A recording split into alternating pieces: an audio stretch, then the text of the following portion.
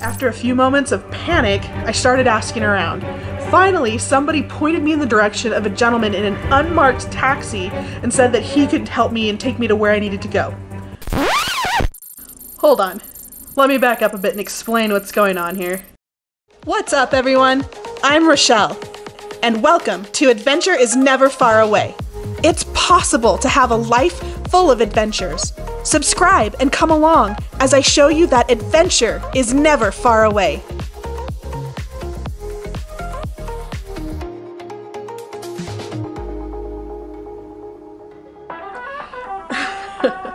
So today we're going to talk about what to do when things go wrong. And then by the end of the video, I'll give you three tools that'll help you kind of process through, cope with adventures when they go wrong, because this is life and it doesn't always go the way that we want it to. Let's start from the beginning of the story.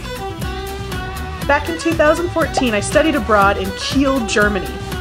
Before the program started, I decided I was going to attempt my first solo travel adventure and fly into Prague. I planned it all out. I would land in Prague early-ish in the morning, spend the day wandering around the old town, and then later hop on an overnight train bound for Auschwitz. I couldn't have been more excited. This was my first time out of the country for reals. This was going to be my first time backpacking, my first solo trip. Talk about baptism by fire! Oh my gosh! I ran around the old town, partly to stay awake, took pictures by the astrological clock, hopped on a little touristy train, and wandered around to my little heart's content. However, it soon dawned on me that I actually needed my return ticket before I got on the train, and I had no idea where it was. I just had an address in Prague, no clue where in the city it would be, no clue how to get around. I was stuck.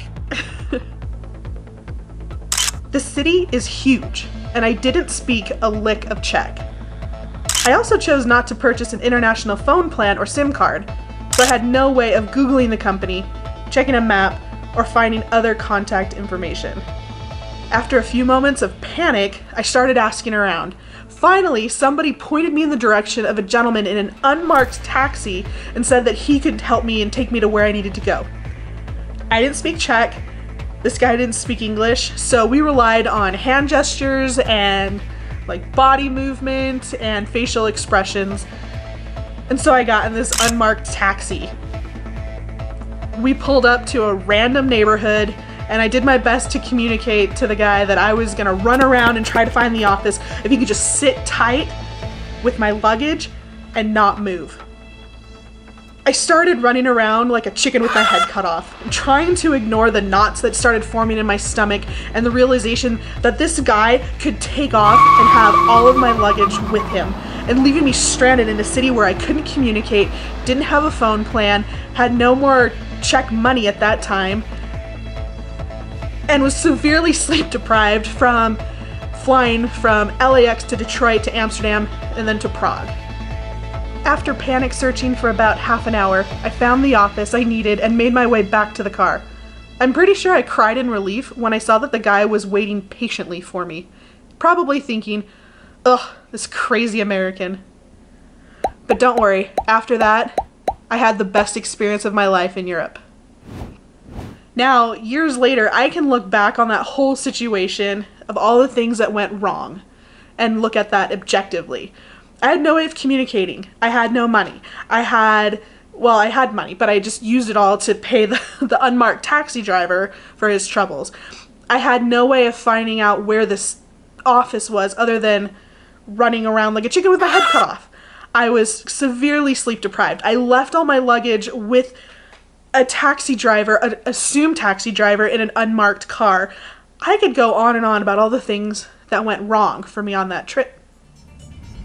Since that fateful day in Prague, I've had other adventures that have gone wrong. Canceled and delayed flights, lost luggage.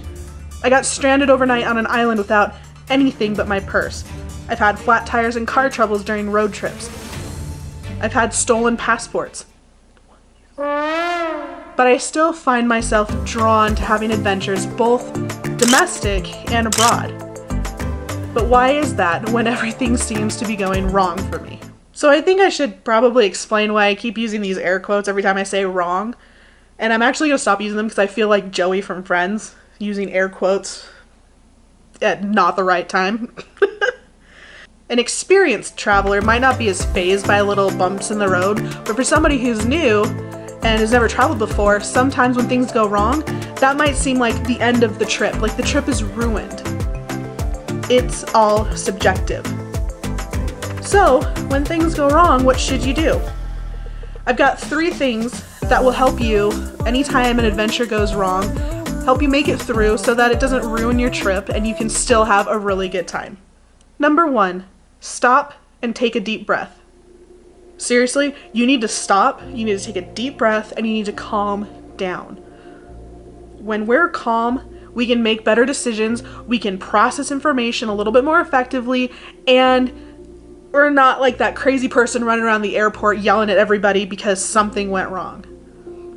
I've been there. I mean, not the crazy person running around the airport, but I've been that person that's had to calm down before I can move forward and process. So if you give yourself the opportunity to calm down and focus with a clear mind, you're able to process information better and reason more effectively. Number 2, assess what happened and why. Once you've calmed down, you're able to think about things a little bit more objectively. One of the ways to process what happened and to be able to move on from it is to allow yourself the courtesy of mentally troubleshooting the situation. And what I mean by that is take a minute or 2 or even an hour, no judgments, after the situation has passed to think about it. Run through all of the what ifs. Consider maybe something that you did wrong or a choice that you made that could have been made better so that whatever went wrong didn't have to go wrong. For example, during my Prague experience, I should have taken care to obtain both train tickets ahead of time rather than leaving my return ticket to the last minute. However, if everything was out of your control because of weather, other people's actions, repeat that to yourself. It was out of my control. It was out of my control. Literally make it like a mantra, because that way it'll help you not carry that guilt of maybe doing something wrong or thinking that you've done something wrong. By mentally processing what happened to you and why, right after it happened, you're saving yourself tons of time. You're saving yourself from those sleepless nights, you know, the ones that where you're lying awake in bed, you know, considering everything that you've ever done wrong in your life. You're saving yourself from having one of those moments. Number 3, make a record. After you made it through the incident and processed it internally, make a record of what happened. Write it down.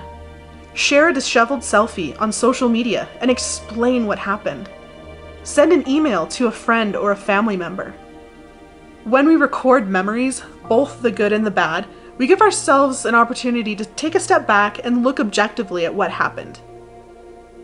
I have a blog that I'll link down below where I've recorded some of my crazy escapades. You better believe that this Prague story is in there.